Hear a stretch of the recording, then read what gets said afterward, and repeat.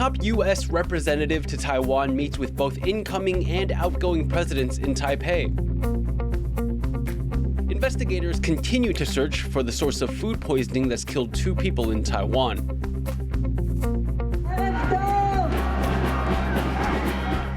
Thousands of protesters take to the streets in Israel calling for its prime minister to resign. Plus, a Chinese and a Taiwanese comedian walk into a bar. What's the punchline? That's what we're here to find out.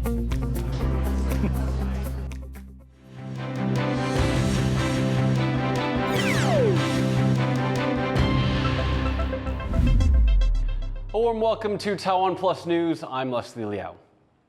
Taiwan's former President Ma Ying-jeou has set off on an 11-day trip to China.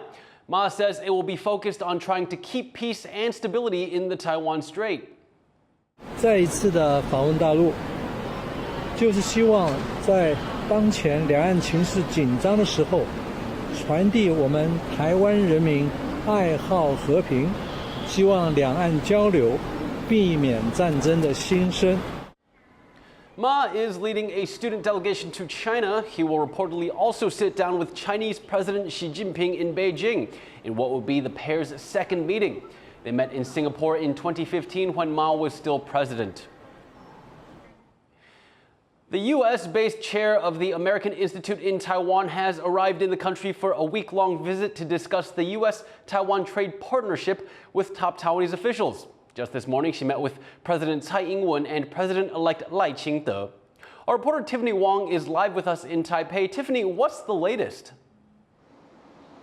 Earlier this afternoon, AIT Chair Laura Rosenberger met with incoming President Ching-te, saying that she wants to set an example for democracies around the world, and said that she looks forward to deepening ties with Taiwan, especially in terms of trade and cultural exchanges. This morning, AIT Chair also met with current President Tsai Ing-wen, saying that she wanted to reaffirm the U.S.'s ties with Taiwan, saying that they are rock solid. Now, earlier we mentioned that another significant visit just kicked off today. Taiwan's former President Ma Ying-jeou is in China, where he's expected to meet with Chinese President Xi Jinping. What's the significance of this visit, and what is the U.S. response to this? Now, this would be the second meeting between Ma and Xi since they first met in Singapore in 2015.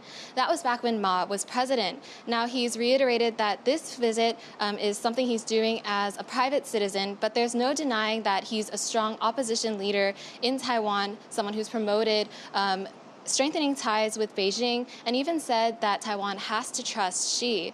Earlier today, in her meetings with both the current and incoming presidents, AIT Chair Rosenberger also said that she hopes to see Taiwan maintain stability across the strait and maintain the status quo. All right, well, thank you for that, Tiffany. That was our reporter Tiffany Wong live from Taipei.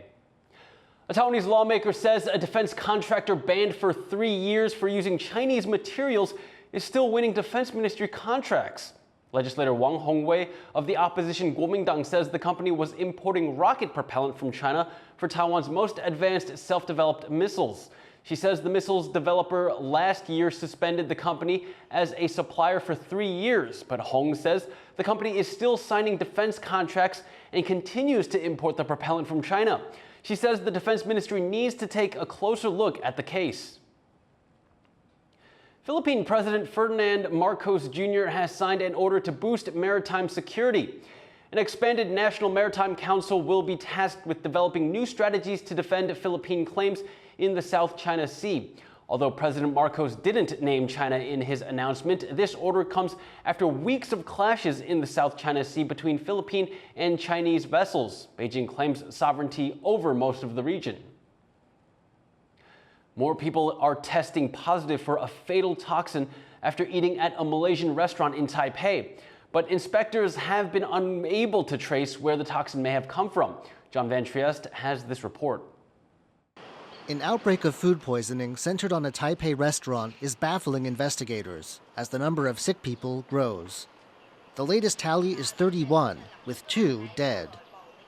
One theory, that ingredients went bad after improper storage, has some evidence to back it up. 12 people have tested positive for a fatal substance called boncrecic acid, a toxin created by bacteria.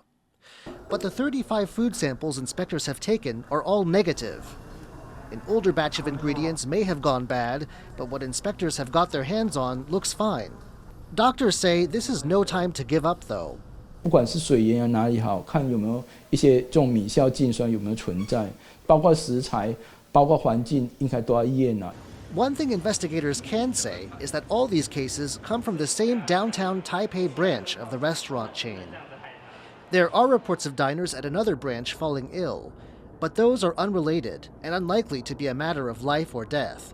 他有做了一个比较积极的一个检查哈，那确认哈这个诊断哈是所谓的感染性的肠胃炎哈。那2位都没有验出，所以我想这个事件看起来两边的这个事件是不相关的。 As the investigation moves forward, one major focus is on keeping those still in intensive care alive. 4 have yet to regain consciousness, and 1 is still on life support, meaning the final toll of this outbreak is far from certain. James Lin and John Van Trieste for TaiwanPlus. Indian opposition groups have rallied in New Delhi over the arrest of a high-profile critic of Prime Minister Narendra Modi. Delhi Chief Minister Arvind Kejriwal was arrested 2 weeks ago over alleged corruption in handing out liquor licenses. Kejriwal is one of the leaders of the 27-member India opposition bloc against Modi.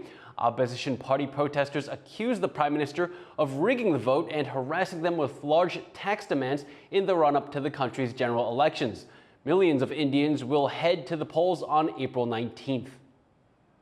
Israel's prime minister is facing global backlash, accusations of genocide, and now calls to resign. Harel Hughes has more. Tens of thousands of demonstrators on the streets of Israel in the largest anti-government protest since the war in Gaza began.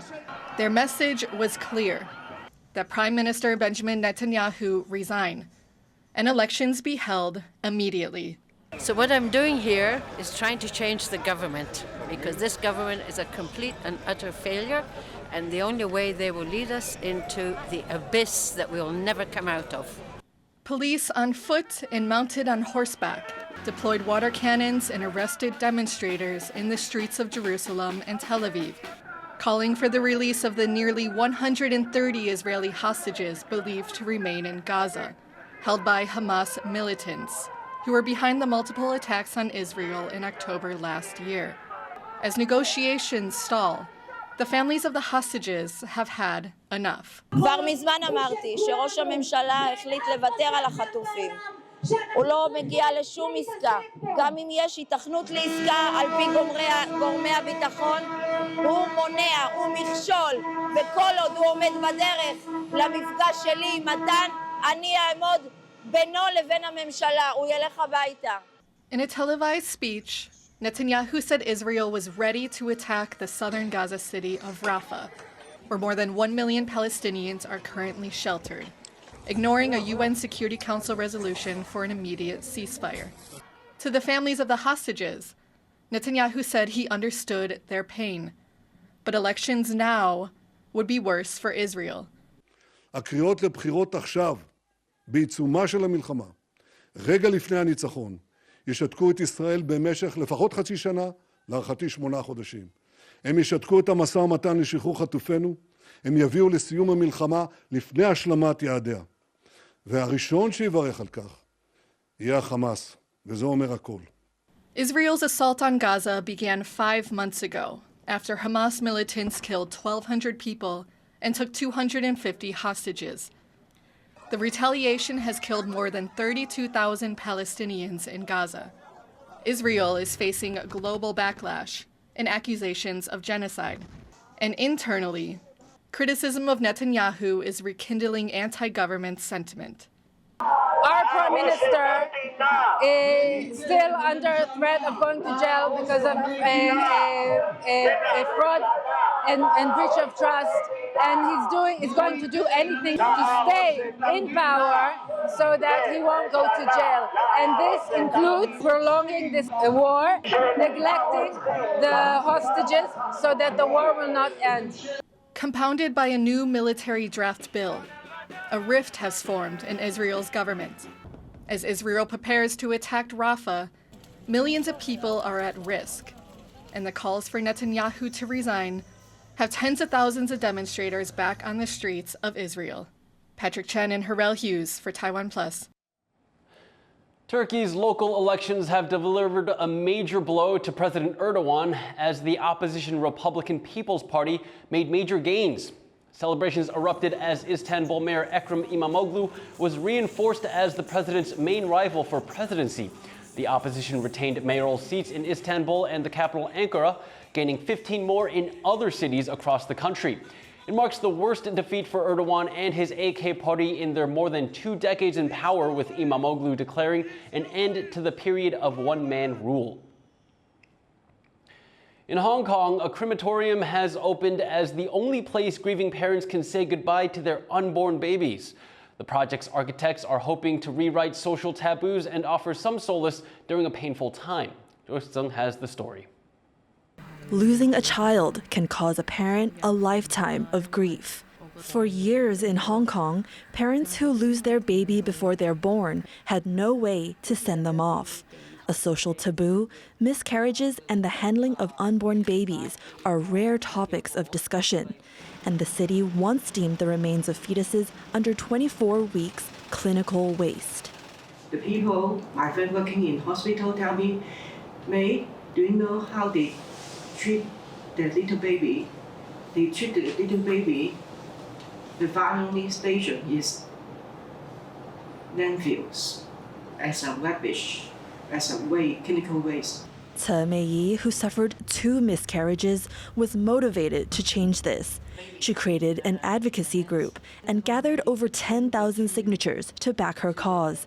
This paved the way for an amendment in 2018, granting free cremations for all fetuses under 24 weeks. One such place providing this service is the Home of Forever Love, the city's sole crematorium for unborn babies.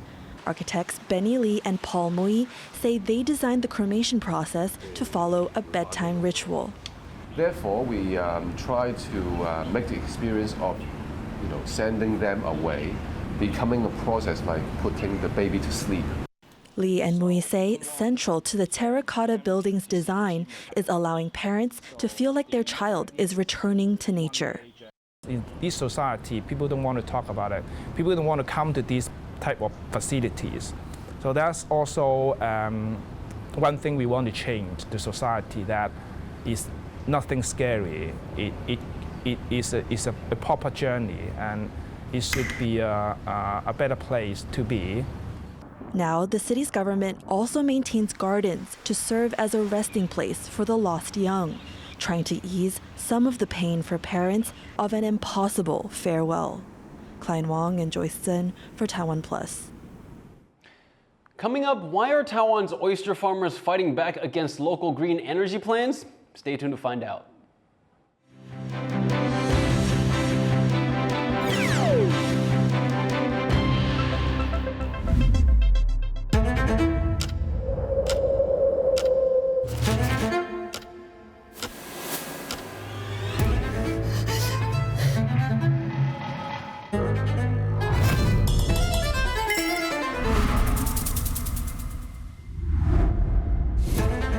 过人生的话，你发现说，我们大部分都是爱美的。我自己少遇见一朵花，我可能就不是这个样子。开始思考什么叫做一个本土性，大声的唱出来说我是台湾人。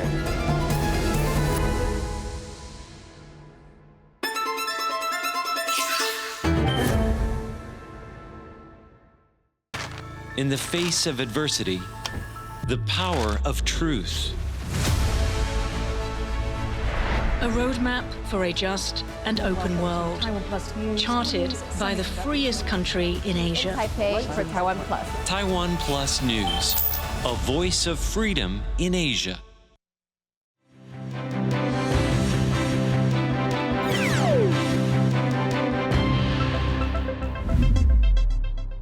Welcome back. You're watching TaiwanPlus News. Heavy fog canceled 16 flights and affected more than 3,000 travelers in Taiwan's outlying Kinmen Islands over the weekend. Clouds and unpredictable weather reduced visibility at the airport, with pilots only able to see about 200 meters in front of them. Many people were stranded, waiting upwards of 3 hours for another flight.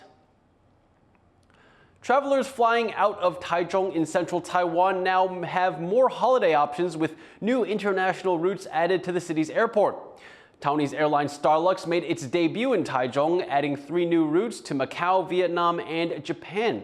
Tiger Air will also be adding 3 international flight routes from Taichung to Japanese and South Korean cities. It's a move airline officials hope will transform Taichung Airport into an international hub, but some analysts say travelers will still opt for Taoyuan Airport. 它终究是班次多嘛，航线多。即使台中有航线之后，还是许多人可能会到桃园去搭乘。那我们台中现在的接驳其实也是不方便的旅客到这边之后，他要进市区，还是不是很方便。 International Pet Day falls in April, and to capture the spirit of this occasion, the Taipei Metro rolled out dog and cat-only cars on Sunday. Furry friends got to take the trains without being in a container. The Metro also added more trains this year, and it may consider making pet rides a year-round policy. Irene Lin has the story. Dogs and cats getting to ride on their favorite humans' laps on the city metro for once. In a Taipei Metro event celebrating International Pet Day, pets got to travel outside of a carrier and make friends with fellow passengers. 可能会想要跟主人一起玩，然后他之前在笼子里面呜呜的声音，就希望可以想要出来这样子，对，然后他今天就很高兴。之前都要用这种车子载着，对，没办法露头出来。 Taipei Metro said as long as the pets were on a leash during the ride, their owners could let them run around interacting with others. But with felines and canines not known to mix harmoniously, they were kept in separate cars, and barricades were added between them to keep the ride comfortable for everyone. Veterinary professionals and security officers were also on board to ensure passenger safety. 也是有猫有出来，那出来的猫大概都是出现炸毛啊，然后整个很紧张的一个表现，甚至我们还看到它在车厢直接就想飞起来了。对，所以今年的分开，我觉得是比去年有更好的一个安全措施。 With these additional safety measures, the metro increased the number of trains pets were allowed on. 今年推出了4列车，16个班次，那参加的民众也都不需要报名，那我们每一个站都停靠。 It's the event's second year, but many pet owners hope to set it up as a year-round policy. 因为它现在1年1次嘛，看到之后可以可能每季或每个月的话，可能更好。 For now, pet owners will have to convince their furry friends to be patient in carriers or strollers on the train, while staying hopeful of one day being unconfined. Ethan Pan and Irene Lin for TaiwanPlus. Taiwanese households and businesses will now have to pay more to keep the lights on after electricity price hikes came into effect. State-owned electricity supplier Taipower has been planning the rate increase for months. The company has long subsidized the country's electricity, leading to large losses, including over $12 billion in 2023. It's projected to lose another $5 billion this year. Electricity prices will now go up by 3 to 10% for residential customers and 7 to 25% for industrial customers. The central Taiwan coast is ground zero for Taiwan's planned wind farm projects. But some local residents and conservationists are hoping to protect its famous mudflats. Chris Gorn has the story. These are mudflats in Changhua County in central Taiwan. They're known for their oyster farms, where tourists can ride ox-driven carts and pull the shellfish right from the ground. These massive wetlands are also important habitats for birds and even dolphins. But some are worried that a lack of protected status for the mudflats could threaten their survival, especially as they become surrounded by wind farms. The mudflats stretch over 17 kilometers of Zhanghua's coast, covering an area of about 120 square kilometers. And 70% of Taiwan's planned wind farms are also just offshore, where residents fear construction and wire laying could impact the wetlands. Some local oyster farmers say it already has, and they're ready to fight. 这是不正常的东西呀，这是已经是2年了，都是这样而已啊。全部都是科成虎，都是没有科苗比较多。这风力发电已经影响到我们生存的机会，我们一定要抗争到底。你就是把这些风力发电，可以说尽量去把早在说比较没有人住的地方，还是没有人在生存的地方，对不对？你是盖在那边没有关系，你盖在这边海，你影响到这些渔民的生存。 It wouldn't be the first time locals have fought to protect their land. Back in 2010, they protested a planned petrochemical complex. That project was eventually canceled. But since then, the government has still not designated the Zhanghua mudflats as a national protected wetland. Why not has left some scratching their heads. 10几20年过去了啊，那我们就发现说，现在还是变成暂定湿地。在2007年呢，一共有72处湿地啊划进去这个保护区，但是唯一一块暂定湿地用虚线表示的就是彰化湿地。 The fight for the Zhanghua wetlands is just one of a growing number of land disputes brought about by Taiwan's ambitious energy transition plans. The country has been working to boost renewables with the goal of reaching net zero carbon emissions by 2050. Whenever we think about renewable energy, I think we should take into account that Taiwan is one of the most densely populated countries in the world. That means we have the land is really limited. And renewable energy, both wind and solar, requires lots of land. And we have already been seeing many conflicts around land use. As Taiwan keeps working towards its net zero and clean energy goals, residents in this part of Zhanghua are waiting to see if the government will commit to protecting their wetlands, or if the March of Progress will trample them into the mud. Chris Ma and Chris Gorin for TaiwanPlus. Tensions between China and Taiwan are no laughing matter. But as reporter Reese Ayers discovers, a couple of comedians from either side of the strait are using comic relief to bridge the gap. Why did the Taiwanese comedian cross the strait? To tell jokes on the other side. That comedian was Vicky Wong. Interpreter by day, comic by night, Vicky cut her comedy teeth in Shanghai back in 2018. An unusual place to be starting out in an art form rooted in freedom of expression. So, before my very first open mic, I got a briefing about the 3 T's. So, talking about Tiananmen Square, Tibet, and obviously Taiwan, which always makes things kind of awkward, me being Taiwanese. But you learn from the get-go that there are really obvious red lines that you don't cross. Crossing those red lines in China can have serious consequences. In 2023, Chinese comic Li Haoshi, stage name House, was detained in Beijing, and his management slapped with a hefty $2 million fine after satirizing a military slogan coined by President Xi Jinping during his set. And during the COVID-19 pandemic, one of Vicky's comedian friends was picked up by the police for posting comedy videos online, ridiculing China's lockdown policies. Vicky says increasing censorship of the arts in China is throttling creativity. It just felt like the lines were closing in on us and we didn't know where we could step anymore. I do get the sense that my friends are struggling. A lot of the comedians I know are thinking about trying to get out of China. But Vicky, now back in Taiwan, can say whatever she likes on stage and has taken her comedy to the next level, even opening for renowned Taiwanese-Japanese comedian Atsuko Okatsuka. Vicky tackles plenty of topics in her routine, from dating to feminism, but some of her best bits poke fun at her experiences as a Taiwanese person living in China. But the real sin of me for being a bad Taiwanese person is the fact that I lived the last 10 years in China. I know, I'm sorry.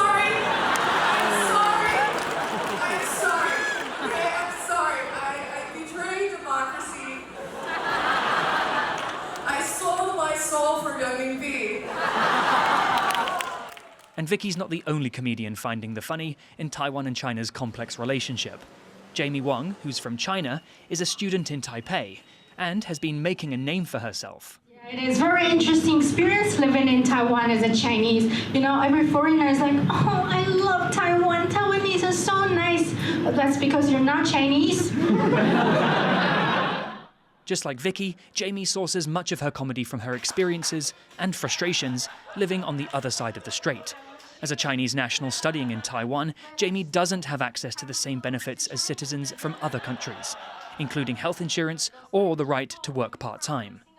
So I think it's kind of like a bittersweet feeling that I love this place a lot, but also I feel like I'm not welcomed, or people don't see me as what I am, but see me as like a stereotype. And I also experience like Chinese people are very like dehumanized in other people's eyes. Censorship and discriminatory policies aren't the only challenges comics like Jamie and Vicky face. As female comedians in a traditionally male-dominated art form, they're also subject to sexist attacks on and offline. I mean, I receive death threats. Yeah. Because I have viral video on Instagram, and I got like 1 million views or something, and there's so many trolls every day. In the past, I've gotten a stalker from doing stand-up before, like someone who just would follow me places and like stalk me everywhere online, and like I had to quit comedy for a while because I just didn't feel safe showing up in public. Despite some aggressive audience reactions, Jamie and Vicky haven't been dissuaded from taking to the stage. Under the shadow of one of the world's most sensitive political stalemates, comedians like Jamie and Vicky are using comedy as a tool to spotlight social inequality on both sides of the strait and prove that laughter really might be the best medicine. Joseph Wu and Says in Taipei for TaiwanPlus. Thank you for watching TaiwanPlus News. Finally, take a seat at this 2-kilometer-long dining table in Belgium's city of Antwerp, bringing people together to feast for both the Islamic Iftar and Christian Easter. I'm Leslie Liao. Take care and see you next time.